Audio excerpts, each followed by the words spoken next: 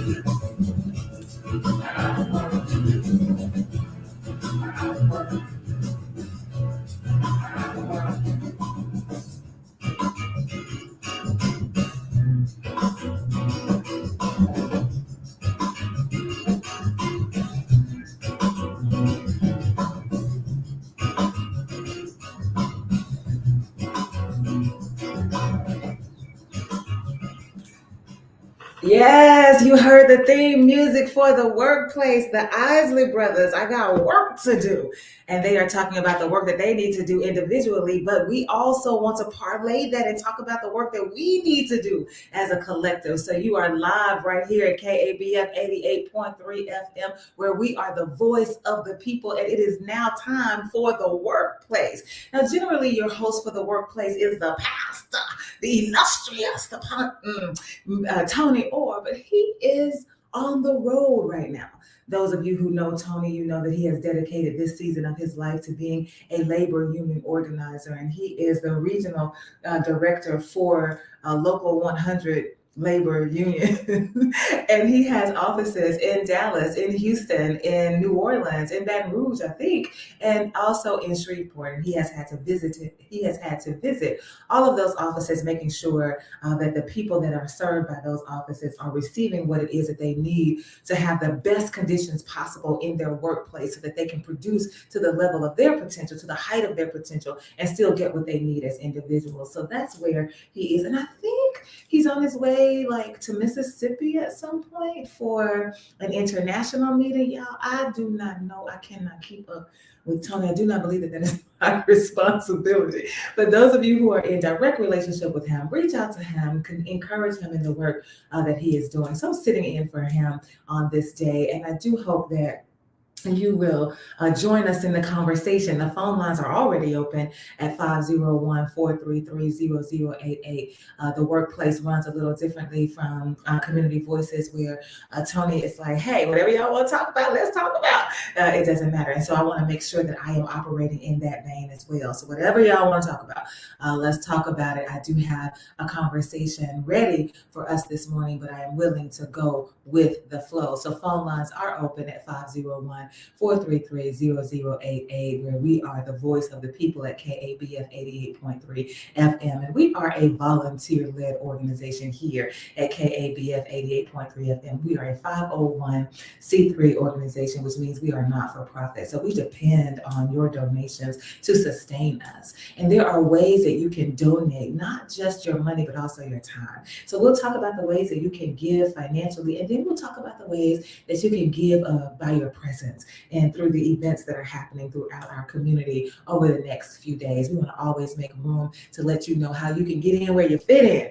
wherever it is that you feel that you are passionate about making sure that you show up with your voice, with your presence, with your ideas, with your opinions, with your thoughts and your beliefs and your convictions. We want to make sure that you know that those opportunities are available to you. I see you low right here on Facebook. Hotel, I see you.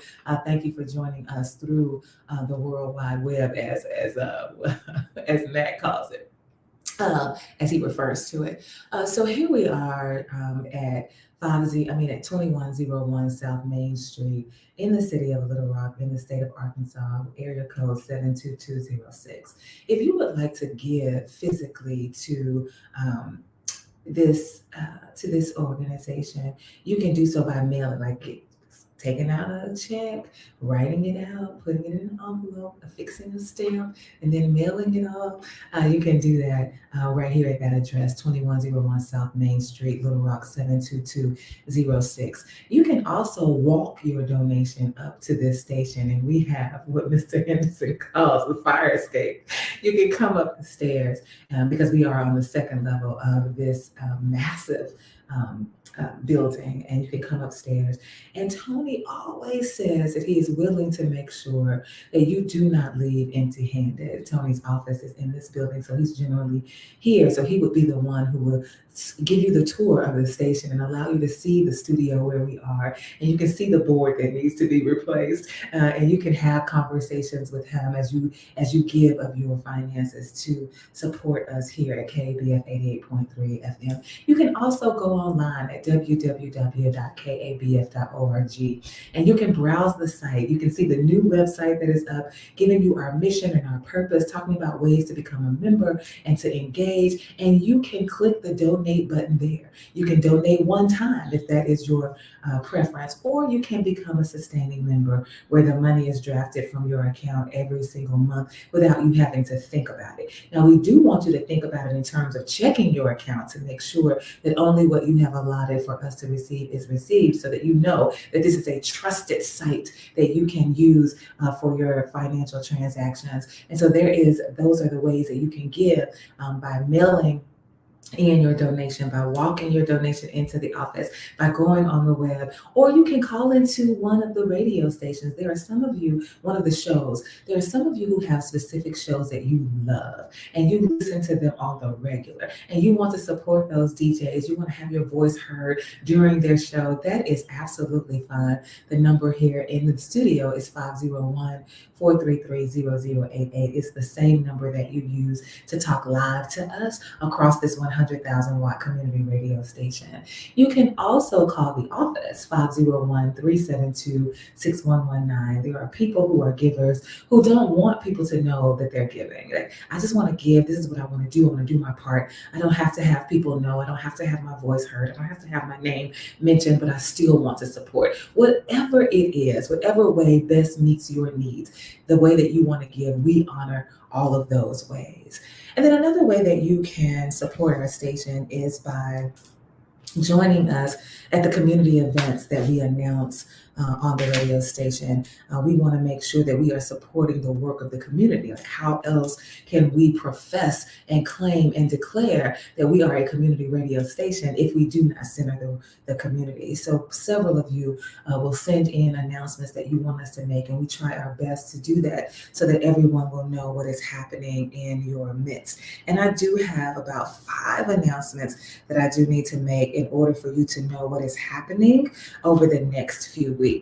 And so this announcement is from the Community Development, the Office of the City of Little Rock Department of Community Programs. So we've had Dana Dossett on the show more than once, letting you know that their Department of Community Programs is here for you. And there are always these opportunities available for you and for youth and for the elderly, for all people to find ways to be helped, to help themselves and to help others. And so we want you to know that the next class starts on Monday, April 24th, and you can apply now. These are evening evening classes from 5 to 9 p.m. daily, where dinner is included. It is free training and certification for the IT help desk support technician.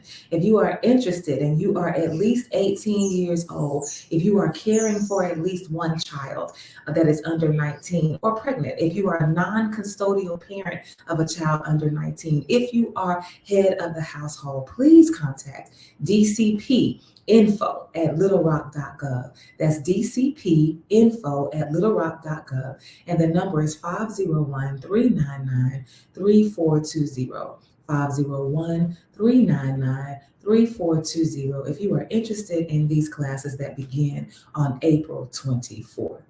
And then on April 29th, I am organizing an event that is at the intersection of faith and HIV. It is going to be held from 1 to 4 o'clock p.m. at 520 East 16th Street at the Sanctuary. And we are asking people who have experiences being directly impacted by HIV, or you are living with HIV, or you are a person of faith, whether you are a minister, whether you are a pastor, a priest, whether you are an imam, whether you are a person who is spiritual, you don't adhere to any specific denomination, whether you are an interested community member, you are interested in this conversation of how we intertwine these two areas, these two aspects of our lives, our faith and our response to the HIV, the epic of HIV in our midst. And so that's going to be again on April 29th from 1 to 4 o'clock p.m.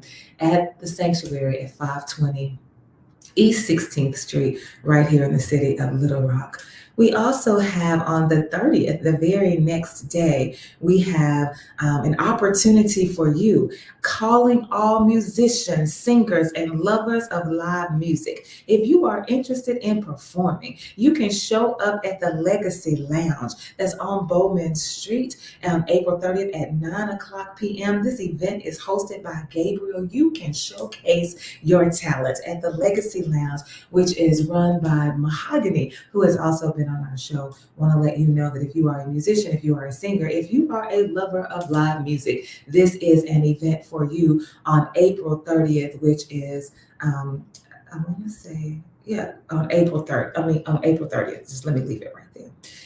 Also want to let you know another announcement to make is that on May 5th, here we are, on May 5th, yes, Friday, May 5th, 2023, from 10 a.m. to 1 p.m. This is the 21st Therapeutic Recreation Arts Festival.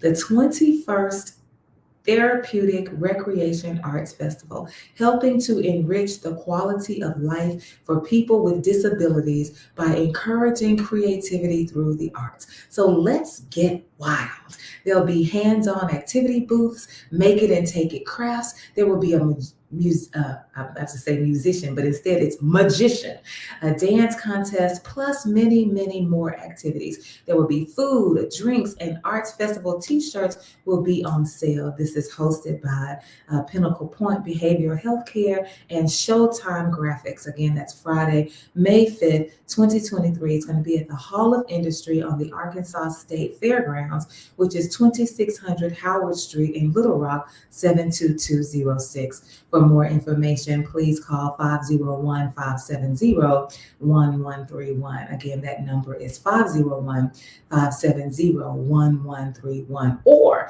you can email sshinn, SSHINN, SSHINN at littlerock.gov. That announcement is for you on May 5th. And then on May 6th, we've got the Women and Mental Health Conference, featuring one speaker who is Ruby Welch. Ruby is a dear friend of mine. There are other speakers on the platform. Ruby is one of them. This is happening from 9 a.m. to 2 p.m. And it is hosted and sponsored by women, the NAACP Women in the NAACP WIN. And it is at the Southwest Community Center, 6401 Baseline Road in Little Rock, 72209. That's happening on May 6th from 9 a.m. to 2 p.m., and that is Saturday. So that is happening. That is one announcement that we want to make. I just thought of another announcement that came across my I'm going to see if I can find it really quickly while I'm talking about these other announcements. We also have on the 6th, the very next day from that Women and Mental Health Conference. That's going to be on the 6th. No, the same day from 9 a.m. to 2 p.m. is that conference. But then starting at 6 p.m., we have the People's Celebration. It is a fundraiser for KABF 88.3 FM, where we are the voice of the people. And it is hosted by Marcus Hunt, The Flow, and Just Talk Consulting. And we are going to be using the funds that are raised to make sure that we can get a board for our studio. We also want to make sure that we are expanding our intergenerational reach with our radio station, so that we are hearing from voices of all generations, all of those Gen Zs, Gen X, millennials, like all of those. I can't remember all of the names of them, but we want to make sure that we are reaching out to every single population with this radio station. And we want to make sure that we are able to turn these shows into podcasts. Like, we just want to go higher and higher with the things that we are able to do here at the station. And this is one of those events that will allow us to do that. This fundraiser for KAPF called the People's Celebration, Together We Rise, which is happening on Saturday, May 6th. And we hope that all of you will be here. So caller, let me see if I can get you on the air. Caller? Yes, I'm on air. Hello? Yeah, can you hear me? I can. Huh? Yes. Okay, then I just wanted to say that I'm glad that you're substituting for the pastor and everything. And I know he's a busy man, because if the workers ever need a union, we really need to be unionized now, because I tell you what, this economy is descending. I mean, descending very fast. And I want to say to you, my beloved sister, I never saw you in the flesh. I don't know how you look. If you look anything like your voice and your knowledge, Bathsheba won't have anything on you. Have a good day now. Okay, thank you, caller. We absolutely will be talking about the union. I appreciate the compliment of those of you who have never seen me before. I am bald and beautiful. I am beautiful and bald. I am Black, beautiful and bald. I am everything that you can imagine that I would be based on what you are hearing through my voice. So thank you so much. And I do hope that there will be an opportunity for us to meet. Maybe I will see you at one of these events that I am announcing. I'm looking for this other one that is by Central Arkansas Pride on April 15th. There is an event, and I want to get all the information, but I just can't seem to pull it up right now. Hopefully I will be able to do that before we end our broadcast on today. It's not usually the action of the workplace to share a tidbit from the Equal Justice Institute. That's something that we do on Community Voices on Tuesday. But since I am sitting in for Tony, I just decided that I would take an opportunity to do that, especially because of what our topic is on today, talking about unions, talking about the importance of them, talking about the threat against them in our country and in our world. So this is from April 13th. This is from April 13th in 1873. So on April 13th, 1873, there is an armed white mob that kills 150 Black people following a contested election in Colfax, Louisiana. So on April 13th in 1873, an armed white mob kills 150 Black people following a contested election in Colfax, Louisiana. I wanted to bring that up, particularly because there is a Republican representative who has been ousted from her role in leadership with the GOP because she brought into the space an election denier to have conversation on a whole bunch of stuff, but the person that she brought in is an election denier.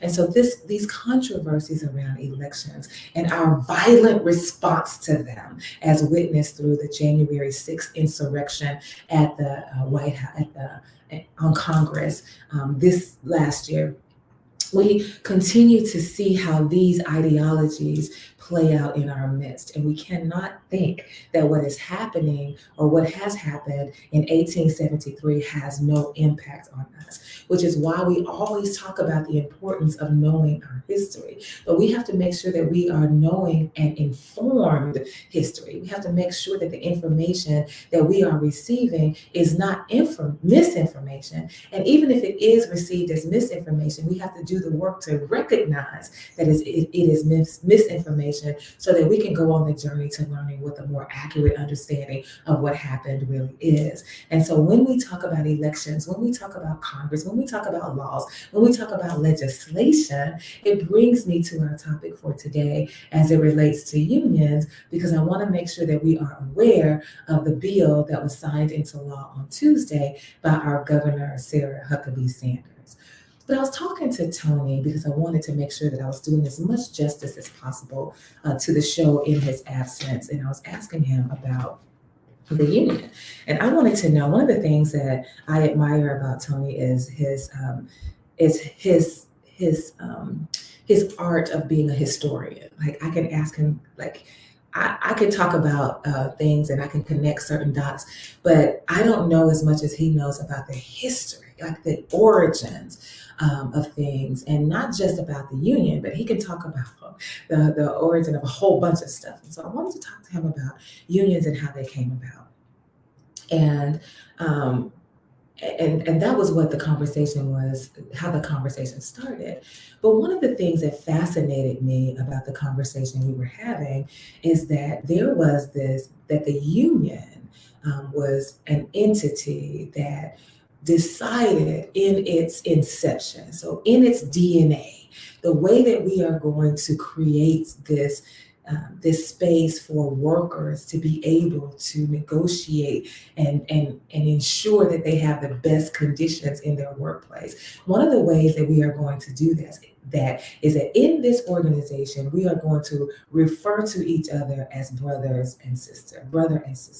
Any member of the union, we want you to know that you are our brother, you are our sister. Now, this is before we were having conversations about people who live as transgender. So we were not making room for people who are non-binary. We're not making room for people who are gender non-conforming. That does not mean that you did not exist. That just does not mean that we are trying to erase you in this conversation. We are simply going with what was happening at that time and the language that they were using. So I want to make sure that I say that out loud. But brother or sister, we're going to refer to you as long as you are a member of the union. This is how we relate to each other. This is how we honor each other's presence in this space. But there was a white man who decided that he did not want to refer to Black folks as brother or sister. He did not feel that he should have to, and he was not going to be forced to. And so he sued to not have to use that language, but still be a member of the union. And he won his case.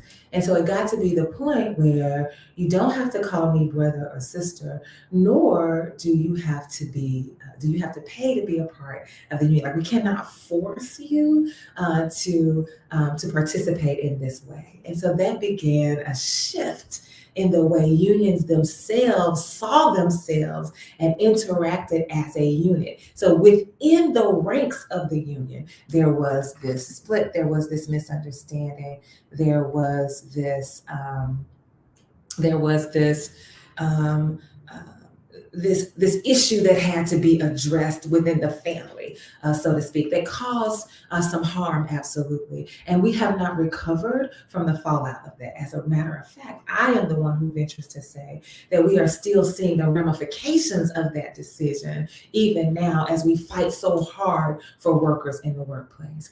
Let me get this comment in from Raman. I think this is a carryover from Tuesday. So it says, Tony's stance on body autonomy during COVID as a representative of the people needs to be revisited.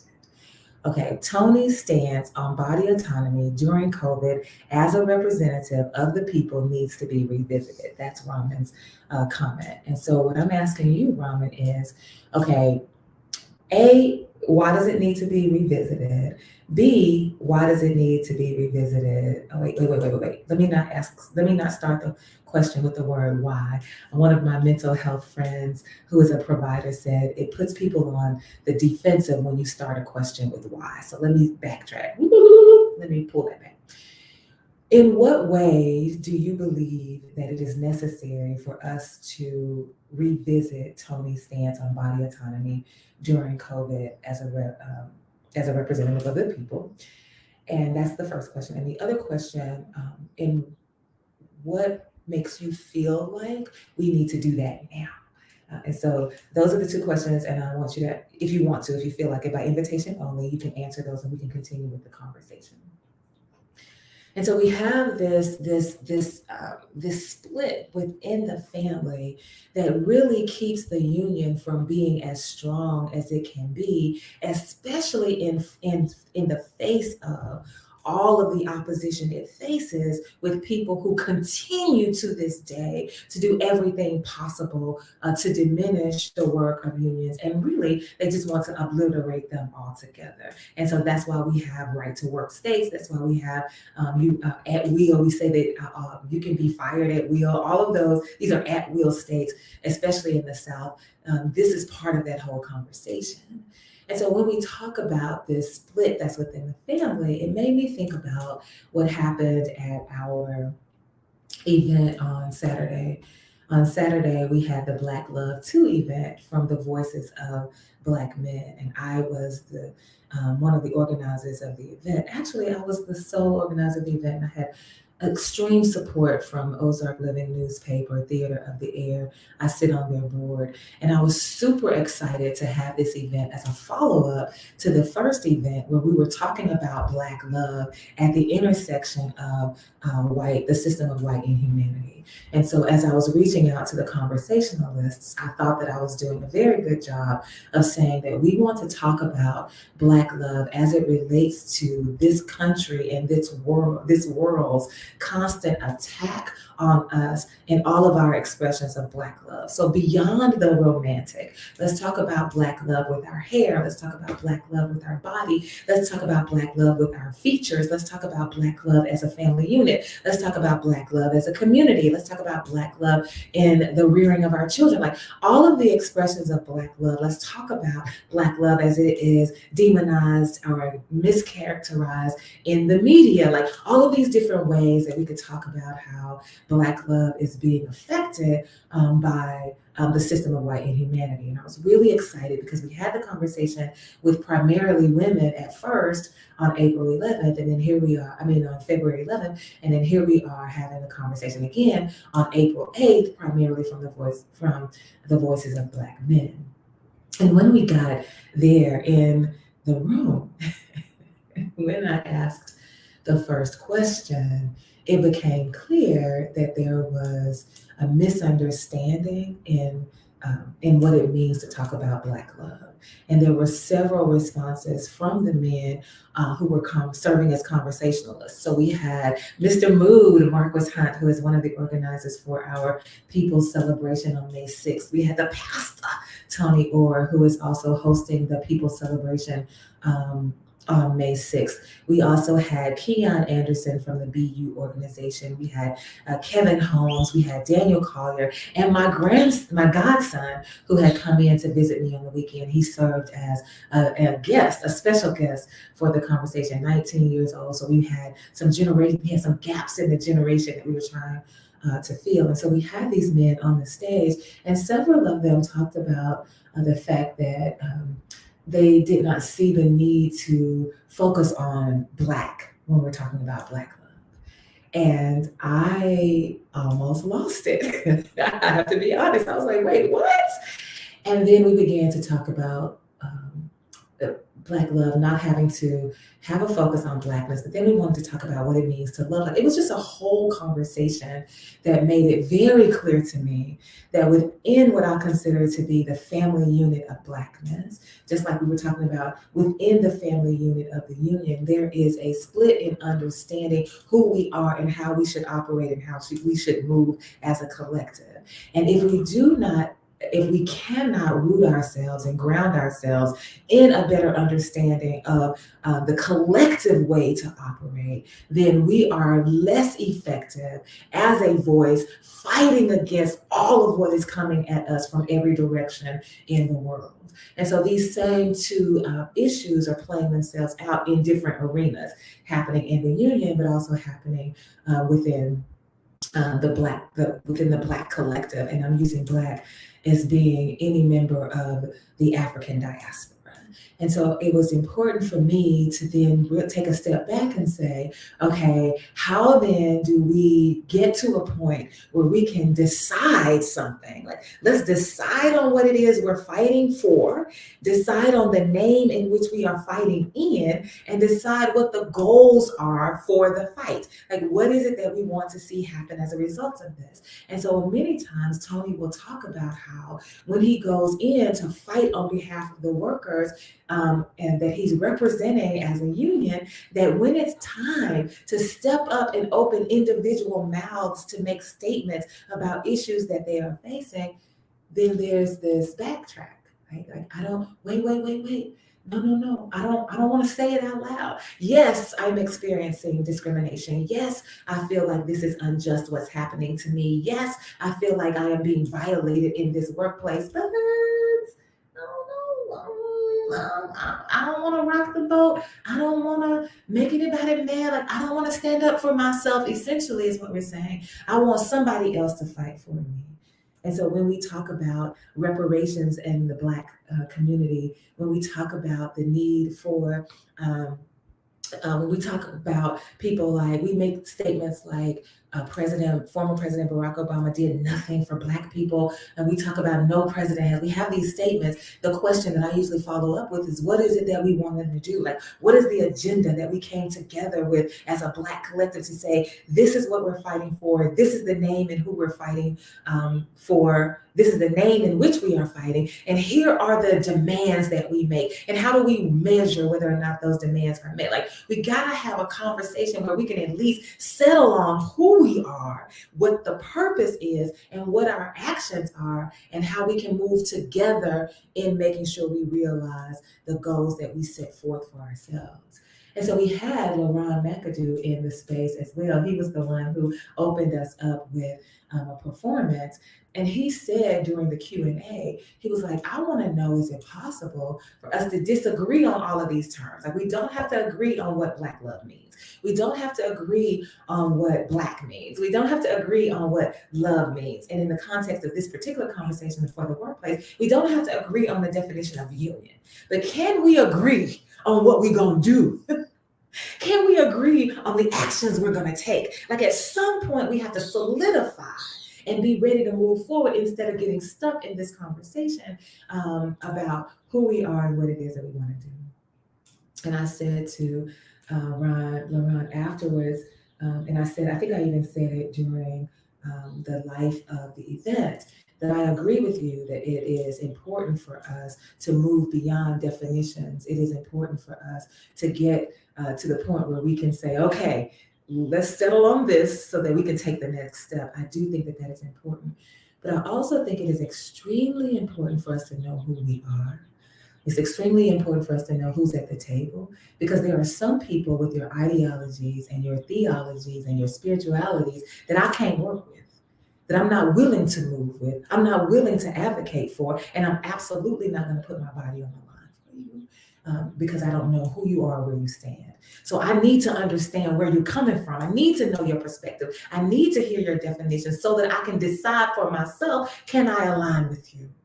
Because one of the things I forgot to mention on Tuesday was that I had Harriet Tubman's picture on the flyer, because one of the things that I admire about her is that she understood, she was firm in her understanding that I'm here to free people. But she was also firm in her understanding that I'm only here to free the people who want to be free. So if you don't want to be free, I'll kill you before I let you take my freedom away from me. And I'm clear on that. And I don't care if it's my husband, because she had to face that. I don't care if it's my sister, because she had to face that. I don't care who you are. I'm only willing to work with the people who want to move, who want to be free, who are struggling towards liberation and ready to put your body on the line for it. That's what I need. And I need to know who you are so that I can know who I'm fighting for, because I'm not just going to fight for anybody. And so we're having these conversations about how we're going to move forward as a union, how we're going to move forward in Blackness, how we're going to move forward to fight this legislation. How can I do that if I don't know who you are? So show yourself. And when we have conversations like the Black Love Event 2, the Black Love Event 1, it allows us an opportunity to be seen, to be heard, and to be respected. And we don't have to have those conversations at an event. We can have them anywhere. It just so happens that I was creating the event for us to have a space to talk about it. And that's what happened. They realized that there's a split in our community about what it means when we say Black love. So if you all want to talk about what you hear, what your definition of Black love is, or if you just want to talk about what it means to be Black, if you want to talk about what it means to love, if you want to push back, I said I was trying to stop using that word. If you want to challenge the notion of why you even have to have a Black love, which is what happened that night. Oh, let me tell you this brilliant question that was asked at the Black Love Event. But first, let me get low right here. I see him. And caller, I see you coming in. Call back. I want to get you in. I just also wanted to make sure that I finished my statement because I was right in the middle of a flow. So here's low. We won't come together to even set an agenda for the Black collective. We won't come together to even set an agenda for the Black collective. And I find myself struggling with that on a regular basis. I am willing to fight for us. I am willing to agitate. I am willing to irritate. I am willing to put my body on the line. I am willing to do all those things. But what are we talking about? What are we fighting for? What are our demands that we want? And can we settle on those? And I've had a hard time figuring out what the answer is to that question. Caller? Yes, can you hear me? Yes. Well, listen here, this is the same person. You know the name, but I don't want to put your name out there. I'm sure you recognize the voice. But listen, my question is, what is the true meaning of BLACK? You know, we use the word Black, even on the application say, are you Black, white, blah, blah, blah. But I was told that Black was not a color. Now, what is your interpretation of, understanding of that word Black, BLACK? Okay. Thank you, caller. That question actually is a great segue into the question that came up during the Q&A for the Black Love 2 event from the Voices of Black Men. Again, those conversationalists were Marquis Hunt, Tony Orr, Daniel Collier, Keon Anderson, Kevin Holmes, and my godson, Devlin Williams. And the question that came up from the Q&A was about this same this same thread that I hear from the caller.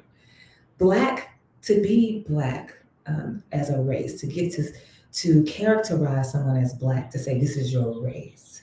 We know that is a myth. That it's not true that a person is Black. It's not true that a person is white. Like, race is a construct. It's something that was made up to feed and justify the system of racism that continues to play out even today. Like, it's no such thing as being as race. Race is just a construct. Somebody made it up because they needed to use it to source racism and to fuel capitalism.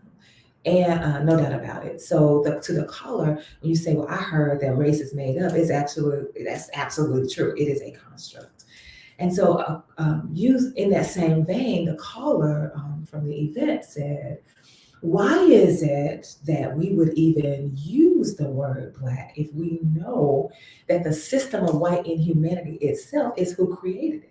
So why would we grab hold to and not only receive, but wear it as a badge, this name, this label that isn't even real, that is only used to spur on this system that continues to dominate, oppress, exclude, and keep us at war? And I thought it was a brilliant question, right? And I thought the question was that he was directed the question to the conversationalists, but I felt indicted by it. I was like, oh my, what a great question. Like, why would I do that? Like, why am I calling myself Black? And I know you done created this stuff. It ain't even real. And then I said, we allowed the conversationalist to respond. And then I wanted to respond as well. And this is how I responded to him. His name was Nat. This is the same way I would respond to the caller. There's no doubt about it in my mind. Like, I'm not confused or disillusioned at all to think that race is for real. I know it's a construct. I know it's made up. So for me, Black is an experience. When I say that I am Black, when I am lifting up to every person who hears me identify myself in that way, what I am lifting up is the fact that my ancestry is rooted in the system of enslavement in this world and specifically in this country. And so as a Black person who has the lived experience that I carry in my cells, I carry it in my soul, I carry it in my body, of my people who were enslaved, who were treated and considered to be less than human, and the trauma and the degradation and the humiliation and the atrocity of that experience. Every time I say Black, I am lifting that up and raising it to the level of consciousness. So to be Black is an experience that cannot be erased, shall not be erased, regardless of all of the steps that people are taking to erase the experience, through banning books, through refusing to teach certain classes in our school systems, by rewriting textbooks. You're trying so hard by changing the language that we use for communications, whether it's with the CDC or any other place. Like, I will not allow you to erase the experience. And so when I say that I am Black, I want you to remember slavery. I want you to remember it. And I want you to think about it. And I want you to realize that we are still reckoning with the horrors of it. And so for me, that's what it's about. It's not about saying this is my race, because we do know, as the caller said, that is something that was made up. Here is Lo responding as well. Black is a color. It is the base of all colors. There is no spectrum of color without Black. In addition, Black is also a geopolitical position and culture of those melanated people. Let me read that again. Black is a color. It is the base of all colors. There is no spectrum of color without Black. In addition, Black is also a geopolitical position and culture of those melanated people. So that's the comment for you, a response to you, caller, about what it means when some people hear the word Black. I could not help but think about Black folks as I was listening to Governor Sanders on Tuesday when she was signing into law Senate Bill 495 and House Bill 1456. I could not help but think about Black folks, and I could not help but think about people of color as well. So Black folks and people of color. So Senate Bill 495 is the overhaul of the state's parole system. House Bill 1456 was the Fentanyl Enforcement and Accountability Act. And so I have on my phone, I have the alert. It's set to notify me whenever the governor goes live. I want to make sure that I click over and I listen to whatever is happening from her desk. And I don't always listen. I'll be honest with you. I do not. But there was something in me that said, I need you to listen today. project. So I clicked over and I listened to her talk about this act. It's Protect Arkansas, the Protect Arkansas Act. And what this plan does is that it locks up repeat violent offenders in the state. It expands prisons. It creates tougher punishments for drug crimes, and it limits parole. And when we talk about that and apply the lens of Blackness, we know that there are already disparities in place in the criminal injustice system that adversely affect Black folks. And so that's why immediately when I was listening to her talk about Protect Arkansas, through locking up repeat offenders, violent offenders, through expanding prisons, they're working on getting 3,000 more beds in the future, the very near future, and even now in the very present. They're talking about finding ways to get 500 more beds and to create tougher punishments for drug crimes and to limit parole. I could not help but think about Black folks. And so when I say to you that we're trying to have conversation on Saturday night about how Black love can fight against and respond to and stop being reactionary to, that was one of the points that Marcus made, stop being reactionary to the system of white inhumanity. If we can't settle on who we are, how are we going to fight things like this Protect Arkansas Act? And so in this act, this act is what's called death by delivery. That's, how for all the legislation, somebody gives it like a catchy name. And so the catchy name that I know was given to it is called death by delivery. So what they're saying is that if you knowingly sell or provide, particularly fentanyl, but not just fentanyl, because if a youth is involved, we could also be talking about cocaine, meth, heroin. If you intentionally and knowingly provide this drug to a person who then dies from it, you, the one who provided the drug, are going to be you're going to be charged with the crime of murder, and life imprisonment is going to be your sentence. And because they are limiting parole, it used to be that for violent crimes, you could serve 85% of your sentence. Like that's the way that it was in 2015. You could serve up to 85% of your sentence and then you could be eligible for parole. But in 2024, because of this act, there will be no parole that's offered to you. And so you will provide this drug, a person will die, you will be charged with murder, you will go to jail for the rest of your life without any chance of being eligible for parole. That's what this bill is. It's not what it was offering, because that's what it would have been offering had it still been in the legislative process. But it is now signed into law. So this is now in effect for us. And again, I thought about immediately Black folks who are already disproportionately affected by this because we are the ones who are usually targeted for the criminal injustice system. And we are the bodies that continue to be commodified to fuel the capitalist the capitalism that runs through the prison industrial complex, right? And so I was thinking about that. But I need to also bring in people of color, because when you begin to do the research, and we talked about this with Dr. Alan Buzak, the way that the media is skewed to give us the information that they want us to have. When you pull up the information and you're trying to learn about fentanyl, it talks about the fact that it comes from Mexico. Right? That it's the Mexican folks, basically, who are in cahoots with China, who are giving us this drug that is killing our people. Right? So it's these people, it's these Black drug dealers and these Mexican cartels, it's these Chinese folks that are causing this to happen in our land, in our country, in the United States. But what they don't talk about when you first get the top lines from looking up this drug of fentanyl, because that's what they are focusing on. They're focusing on the drug fentanyl because it is the most powerful synthetic opioid that's available.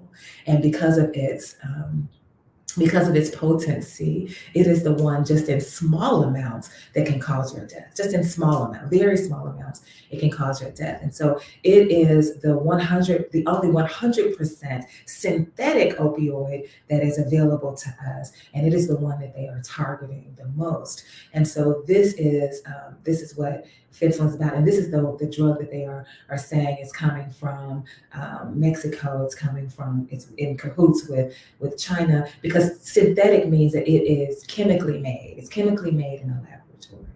And so what I wanted to know, of course, was, do we make this drug in the United States? You're talking about Mexico, you're talking about China, but you're not mentioning the fact that not only do we make it in the United States, not only do we distribute it in the United States, its origins are in the United States. So there was a Dr. Paul Janssen, using his pharmaceutical company, Janssen Pharmaceutica, who created fentanyl. And it was used at the time as a drug that you would insert into the vein, right? So it was an intravenous drug, right? So you're gonna inject it into the vein, and it's a pain reliever. And it was 100 times more potent than morphine. We started that.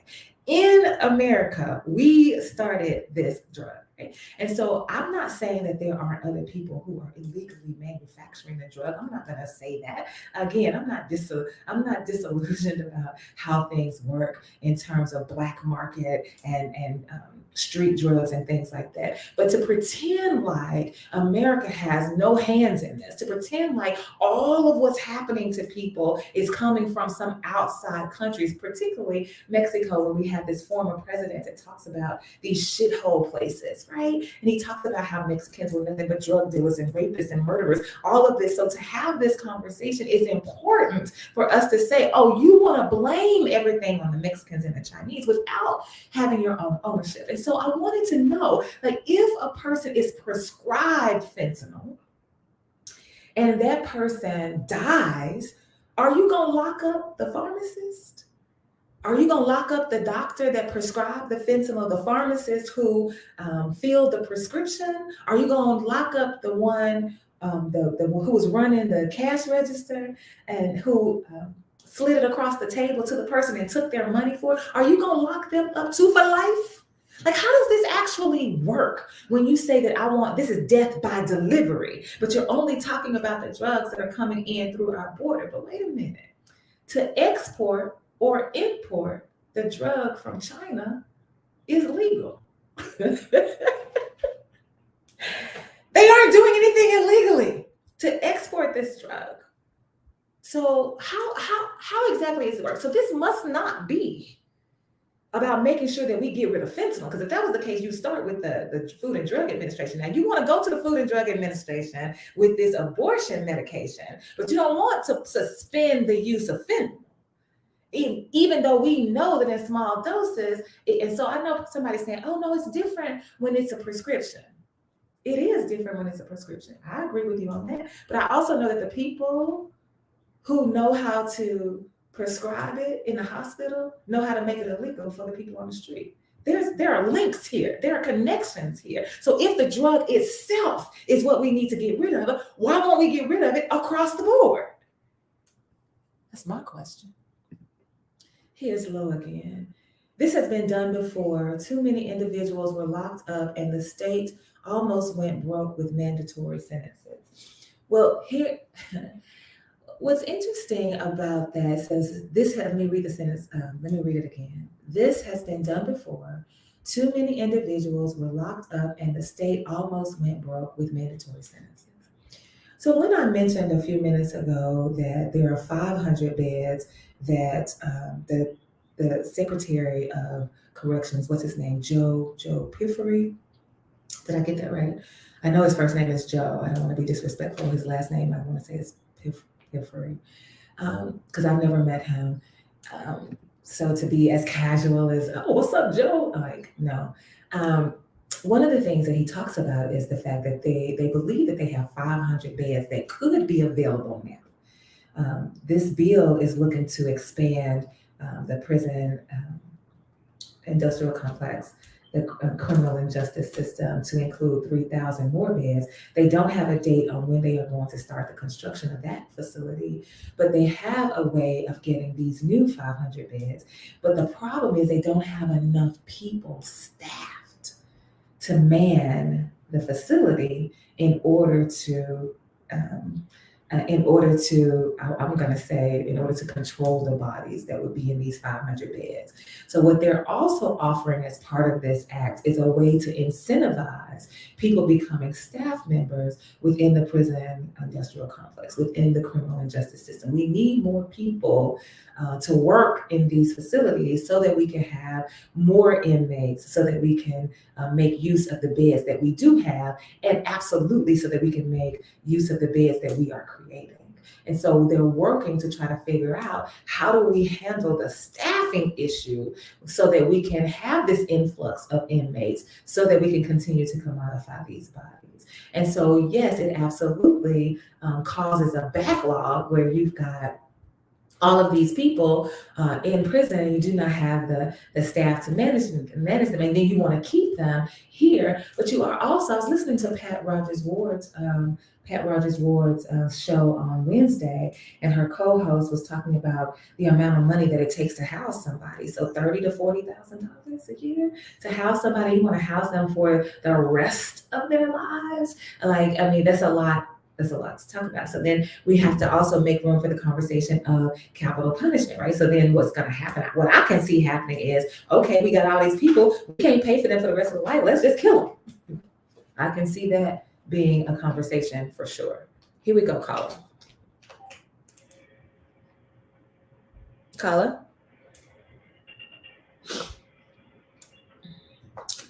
Sorry, caller. I was trying to get you on the air. I'm almost afraid that you probably won't be able to get back in because it's 9:56. You can try, but we have to be off the air and make sure that we are mindful of our time. But yeah, so I can see how that becomes part of this conversation. Like, so now we're going to force the system to keep all of these bodies, but then we're not going to have enough room. We're not going to have enough people to man them. So what are we going to do with these bodies? We can't parole them because this act does not allow for the parole of these certain violent offenders. So then we've got to do something. So what would be the natural, in this conversation, natural is what I mean, the organic next step? It would be to continue to push for capital punishment. And so these are the conversations that we have to have. These are the conversations that we have to force ourselves to have and to deal with and to contend with and to invite other people into as we are talking about how we are going to fight. And we cannot fight if we don't know who we are. So I'm not going to try to figure out anymore how to define Black love. Like, I'm not even sure I'm going to do any more of these events in that name because I don't want to keep having that same conversation. But we need to know who we are. We need to get it together so that we can fight and so that we can struggle and continue to reach our goal, which I hope is collective liberation. And so that's what I wanted to talk to you about today. Thank you so much for joining me for The Workplace right here at KBF 88.3 FM, where we are the voice of the people. I do believe that Tony will be back on Monday for Down with Debt, happening at 4:00, him and Neil, and then we'll be right back here for Community Voices on Tuesday, 9 a.m. in The Workplace. But then it won't be The Workplace, it will be the mental health, the health corner. That'll be on next Thursday. So thank you for joining us. We will see you soon.